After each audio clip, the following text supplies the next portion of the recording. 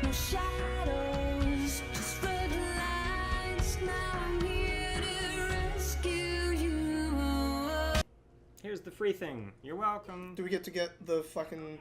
This game's really funny because it has the, like, comic book scenes for the cutscenes.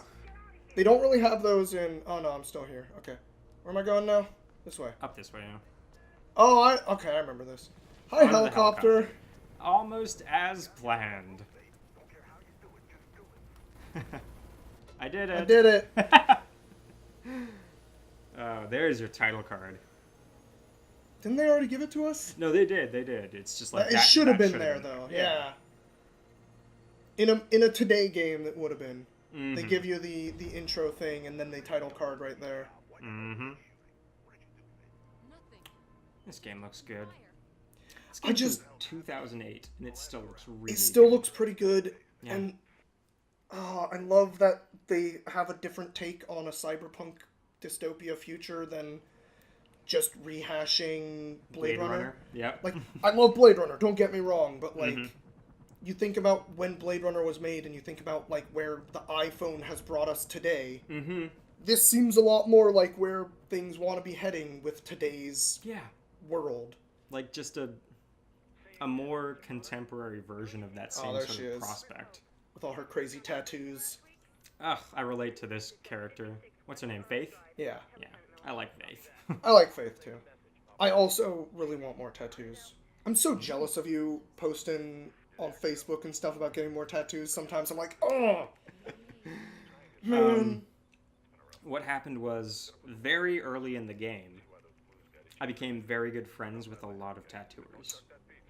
And that's now the trick. They draw a thing and they're like, hey Scott, would you like this tattooed on your body? And I'm like, you fucking know it. And they're like, I'll do it for half price. And I'm like, thank you, friend. Alright. So I'm probably about 15 years late on trying to make these friends. But I'm gonna think a little bit here because... There's a way in. Trust me.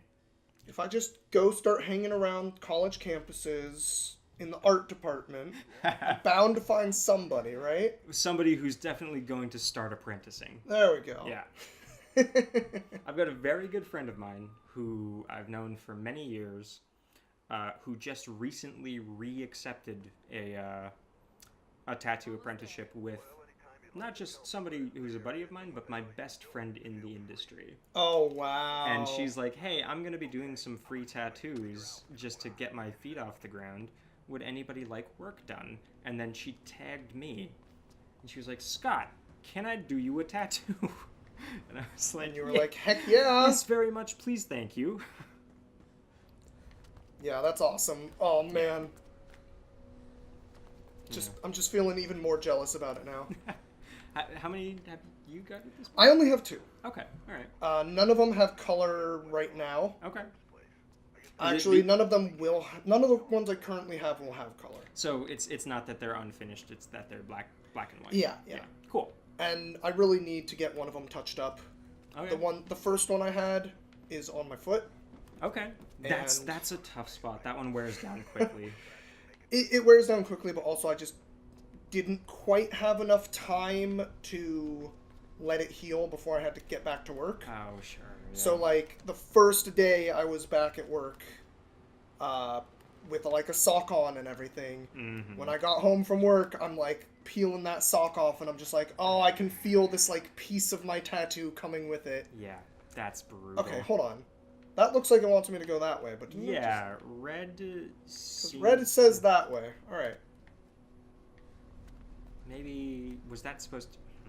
Is there a door in here? No, this looks like a cutoff. I think you were headed in the right direction. Dang it. Going that other way. Yeah. God dang it, game. Dang I'm trying to talk about how much I like you, and now you're making me confused and don't know where to go.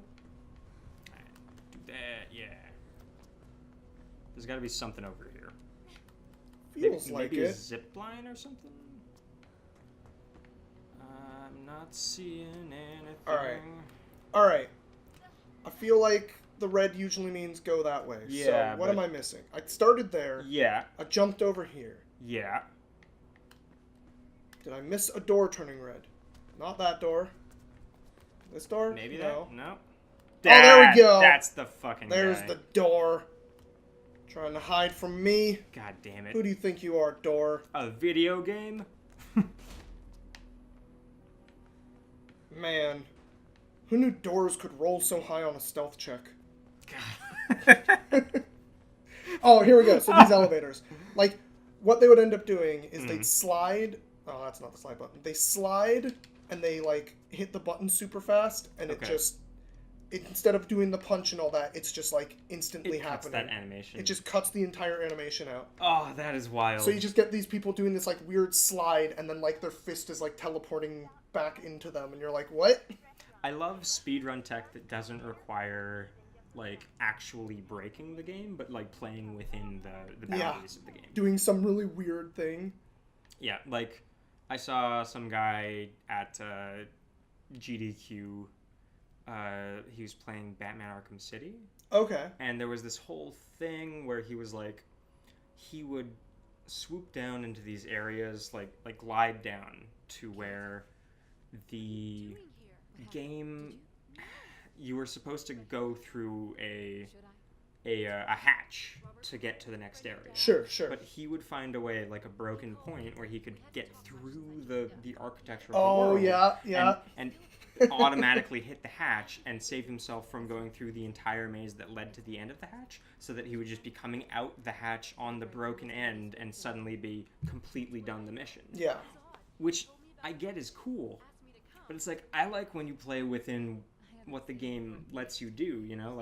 Like the Mario 64 tech that recently came to light, where you can wall jump off of the side of one of the green hills outside of Princess Peach's castle to get onto the roof to get the 99 lives from Yoshi. Oh, yeah. Like, you can just do that. It's like, pretty good. that's cool, because, like, you're not breaking the game in a way that's, like, exploitative of what the developers initially had, like, had in mind, sort of thing. Yeah, it's just you found that, like, one piece of thing that nobody else succeeded at doing. Exactly. So like, they didn't catch it. like a very specific application of an intended feature. That's kind of why I've always enjoyed watching speedruns of, like, Mega Man games and stuff, because, like, they're not skipping levels. They're still going through all the levels. They're just using, like, oh, when you have this fire ability, you turn yourself into a fireball, and you can go over the trigger for the mini-boss, so now you don't have to fight the mini-boss, and you're like, that's awesome. Like, you're not breaking the game, you're exploiting the game. Yeah, And I think that's cool. I love it. Yeah. So good. Yeah. One of my favorite speedrun... Actually, this is going to be the story of the first speedrun I ever accidentally did. You accidentally did a speedrun. When I was a child. Oh, no. When I was but the tot young age of 8. 8? 8 All years old. So, I don't know how familiar you are with this game, because a lot of people have strong feelings or no feelings because they've never heard of it. But it's a Nintendo 64 game called Glover. I know Glover, yeah. Okay. Alright. So, an original, like, factory-produced cartridge of Glover has an exploit. Where basically the way that game opens is a wizard is in his tower and he's doing magic and he fucks it up. Yep. And there's an explosion and the wizard dies. And his 2 gloves That's not get it? Okay. imbued with magic. Yeah. And so one of them becomes the big, evil, gnarly burlap sack glove that you're supposed to be fighting, and the other one becomes you, Glover. Yes. You've got this magical ability to... I'm missing a door. I am. Ha-ha! Keep going. But Glover has this ability to move a ball, and he can magic snap turn that ball into a ball with a different property. Sure. So if you need something heavy, you can get the bowling ball. If you need something that's, floats on water, you can get a beach ball. Like, it's a pretty standard sort of 3D platformer. But sure. Oh god. Oh, I see what I was doing. I see what I did. No, that's not it. There it is. Where am I going? Hello, friend. Try not to punch you guys. Anyway, yeah, so you become the good glove. Yes, and the evil glove, whose name is Stitch, I think, because he's, like, made out of burlap. Sure. Which is, sure, I get it. Fine. Easy character. Stitch is the final boss, and you have to go through the worlds and do all the things, solve the puzzles, collect the things, get to the end to fight Stitch. But if you were an asshole like me, Uh-huh. when you fired up your rented copy of that game from Rogers Video, circa 1999, I think? Sure. No, it was after that. 2002, probably. I... Basically, the whole inciting incident where the wizard dies and the two gloves get imbued with magic leads to the big turret at the top of the castle to explode. And if Okay. from spawn in Hub World, you take your hand and you roll it into the destroyed tower. Maybe it was this way, and I was just dumb and I didn't go down. I think it might have been. Okay. So you destroyed the tower. Well, but you roll yourself into the felled turret. Uh-huh. And if you do that right at spawn without having entered any of the other levels, it cuts to the final cutscene post-boss fight, where you kill Stitch, and the wizard is resurrected, I guess? I don't know. But you literally, you just roll into the place that you spawned from, and the game ends. Immediately. That's super funny. Because of a programming bug.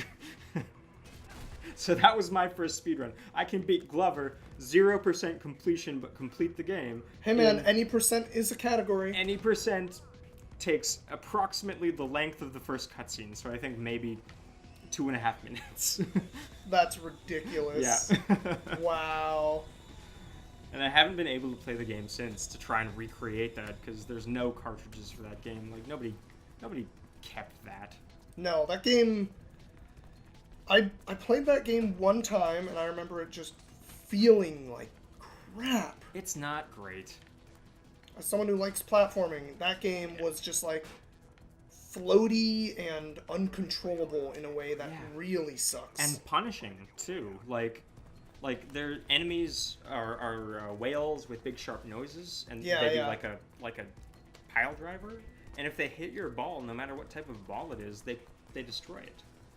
It's like, well... Oh god, that's right. It's almost like a fucking escort quest the entire time because you have that dumb ball. It's like the worst version of The Last of Us. The ball is Ellie. Oh god. You're not wrong though. Like, yeah, a thing that will roll off of cliffs and die is your companion. That's not the right way. Yeah, that's awful. Okay. Is it this way? I don't know. No, you're getting I'm shot getting at. shot at. This might be the right way. Who knows? This looks good. It's not turning red. This thing's Nothing's turning red red. if I go this way. Nothing's red yet. Nothing is turning red. That makes me feel like I'm going the wrong way. But there's a... there was... That's red. Oh, yeah. There we go. Stairwell to the right, Okay. Boom. Yeah, I am, Oh, fuck. Who's shooting me from that behind That the wall? angle, yeah. Oh, there's there guys it up is. there. Oh, Well, man. Frankenhell. Hey, guys. Oh, that didn't work.